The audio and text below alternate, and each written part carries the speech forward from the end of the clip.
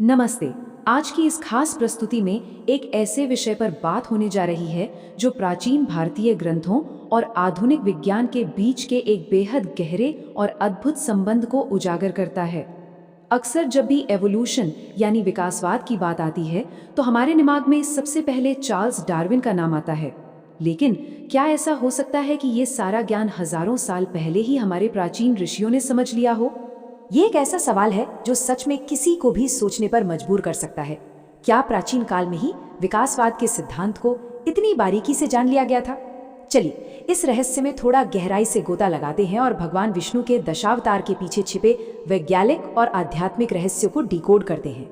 इस विश्लेषण में दशा अवतार के विज्ञान, जल से थल तक के सफर, प्रारंभिक सभ्यता के विकास, आध्यात्मिक जागरण और अंत में चेतना की भविष्य की यात्रा को कवर किया जाएगा। तो आइए शुरुआत करते हैं पहले भाग से, दशावतार का विज्ञान और इसके पीछे छिपा रहस्य। प्राचीन ग्रंथों में ये स्पष्ट रूप से बताया गया है कि जब भी संसार में अधर्म बढ़ता है या मानवता अपने रास्ते से भटकती है, तब सृष्टि को संतुलित करने के लिए एक नई चेतना का जन्म होता है।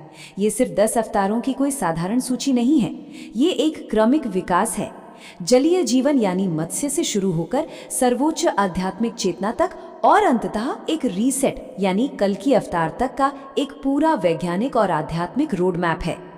अब बढ़ते हैं दूसरे भाग की ओर, जो है जल से थल तक का जैविक विकास। इस जैविक कहानी की शुरुआत बड़ी ही दिलचस्प है। सबसे पहले आता है मत्स्य अवतार। आधुनिक विज्ञान भी बिल्कुल यही मानता है कि जीवन की शुरुआत समुद्र में हुई थी।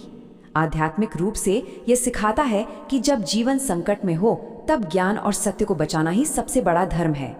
इसके बाद आता है कूर्म यानी कछुआ, जो जल और थल दोनों जगह रह सकता है। यह जीवन का अगला चरण है। और फिर वराह अवतार, जहां जीवन पूरी तरह से भूमि पर आ गया। वराह अवतार हमें यह भी याद दिलाता है कि पृथ्वी सिर्फ मिट्टी नहीं है, बल्कि एक जीवित चेतना है जिसकी रक्षा करना हमारा कर्तव्य है। अब जरा इस दिलचस्प तुलना पर गौर करते हैं। पौराणिक कथाओं में कूर्म अवतार समुद्र मंथन के दौरान मंद्राचल पर्वत को अपनी पीठ पर संभालता है। ये विज्ञान के उभयचर या एम्फीबियन चरण को बिल्कुल सटीकता से दर्शाता है। लेकिन इसके पीछे का आध्यात्मिक संदेश भी बहुत गहरा है। बिल्कुल एक कछुए की तरह कठिन परिस्थितियों में धैर्य रखना और अपने मन तथा इंद्रियों पर नियंत्रण रखना। और यहीं से कहानी में एक बड़ा टर्निंग पॉइंट आता है, नरसिंह अवतार, आधा इंसान और आधा शेर। ये विकासवाद के उस सबसे महत्वपूर्ण बिंदु को दर्शाता है जहां पशु और इंसान के बीच का बदलाव दिखाई देता है। विज्ञान भी तो यही कहता है कि मानव का विकास पशु जगत से ही हुआ है। आध्यात्मिक रूप से इसका अर्थ ये है कि सत्य और भक्ति की रक्षा के लिए ईश्वरीय शक्ति किसी भी नियम या सीमा को पार कर सकती है।